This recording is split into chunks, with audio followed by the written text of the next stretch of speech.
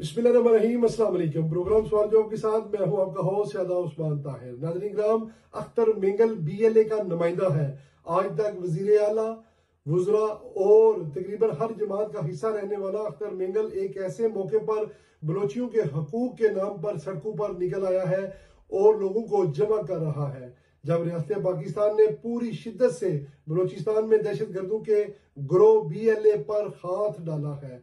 BLA जो बलोचिस्तान में मासूम लोगों का खून बहा रही है, लोगों को इनके शिनाख्ती कार्ड देखकर कत्ल कर रही है। बलोचिस्तान की तमीर के लिए आए हुए सूबा पंजाब, सिंध और खैबर पख्तूनख्वा के मजदूरों को शिनाख्ती कार्ड देखकर कत्ल कर रहे हैं। इस कातल गिरोह की हमदर्दी के लिए अख्तर मेंगल का इस मौके पर सामने आना एक सवालिया निशान है। अख्तर मेंगल अब तक रियासत का ही मौत पीस रहा है। ये रियासत के सामने बलोच अवाम का नुमाइंदा बना रहा और रियासत से बलोचियों के नाम पर फंड उठाकर बरूने मुल्क अपनी करोड़ों रुपए की जायदादें बनाता रहा। पाकिस्तान में इसके पास कई सरकारी ठेके मौजूद हैं, मदनियात के कई ठेके इसके पास मौजूद हैं, सरकारी जमीनें हैं।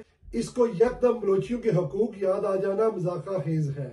अख्तर मेंगल को चाहिए कि अपने तमाम मसासे फरोख्त करके उनसे बलोच अवाम के लिए कोई हॉस्पिटल ही बनवा दे। बलोच भी BLA की ही तर्जमान है।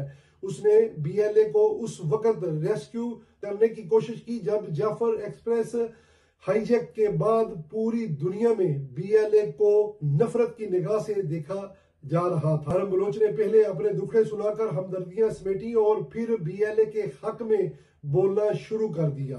मुलाक करने और एहतजाज करने पर जब महरम बलोच को गिरफ्तार किया गया तो BLA ने अपना दूसरा असासा मेंगल मैदान में उतार दिया। इस वक्त महरम और BLA के लिए आवाज उठा रहा है। लाखों लोगों की हमायत का दावेदार अख्तर मेंगल जब महरम बलोच की हमायत में धरना देने लगा तो हैरानकुन तौर पर सिर्फ चंद दर्जन अफराद की हमायत ही मिल सकी और ये भी वो लोग थे जो उसके हल्के के गरीब काश्तकार और मजदूर थे, जिन्हें अख्तर मेंगल जबरदस्ती ब्लैकमेल से साथ लेकर अपने धरने में आया हुआ है और अख्तर मेंगल के धरने की तादाद पूरी करने के लिए इसके धरने में पहुंच गए हैं। अख्तर मेंगल का बलोच अवाम के हकूक के लिए धरना सिर्फ एक मजाक है। ये हकीकत में महरम बलोच के लिए सेफ रेस्क्यू चाहता है, क्योंकि इन सब के हैंडलर सिर्फ एक ही है और बरूने मुल्क से अपने इन सब मोहरों को कंट्रोल करके सिर्फ सूबा बलोचिस्तान में अनारगी बनाए रखना चाहते हैं।